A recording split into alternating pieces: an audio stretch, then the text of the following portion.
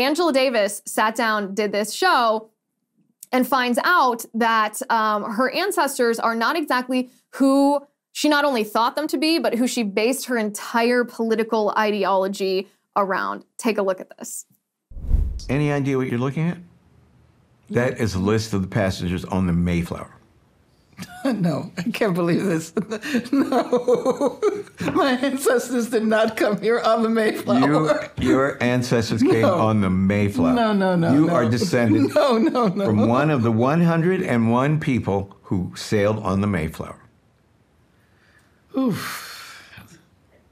That's a little bit too much to deal with right now. Did you ever, in your wildest dreams, think that you may have descended from people who laid the foundation for this country? Never.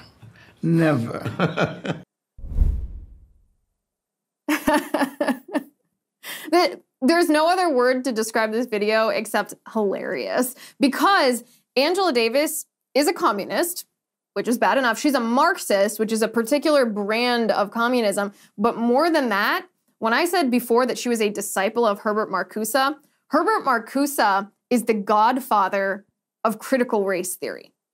Angela Davis is a proponent of critical race theory, but remember when we were talking to Dr. James Lindsay a couple weeks ago and he was talking about how wokeism is an actual cult where there's 3 or 4 different layers of people in this cult. The people at the bottom who just carry the water, they parrot the ideology, but they don't know. They parrot the talking points, but they don't know what they're saying. They don't know the basis. They don't know they're Marxists. Then he said, then there's the people who are one step higher. They know, they've studied a little bit of the ideology, so they know maybe that it's a little bit Marxist, a little bit communist, but they don't really know why, they don't know who, they just are kind of, they're pseudo-intellectuals. And then you have the people who are at the very top. These would be the highest, the upper echelons of a cult, and they're the ones who know the truth. They know that critical race theory isn't just history.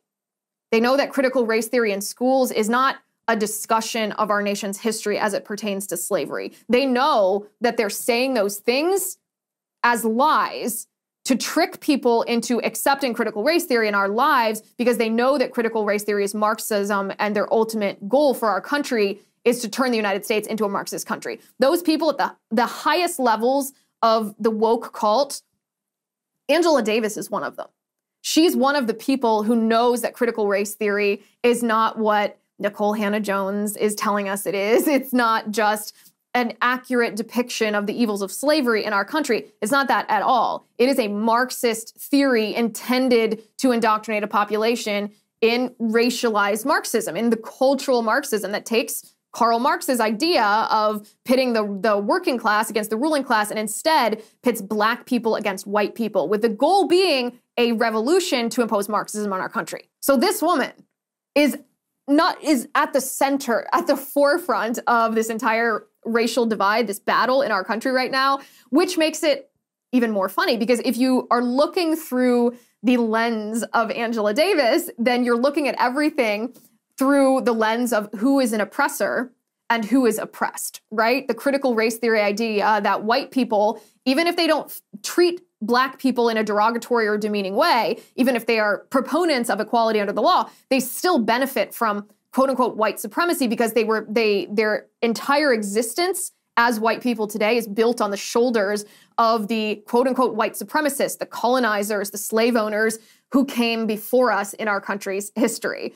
And Angela Davis is one of the biggest proponents of this narrative, but it turns out, sounds to me like she's one of the colonizers. She created her whole career. She's a professor, by the way, at the University of California, Santa Cruz. She's created her entire career, her entire platform on this premise, on the premise that America's bad, that America's an imperialist nation, that America is on stolen land, and that those who stole it were the white people who came to colonize it, the white people who she can claim as grandmom and grandpop there.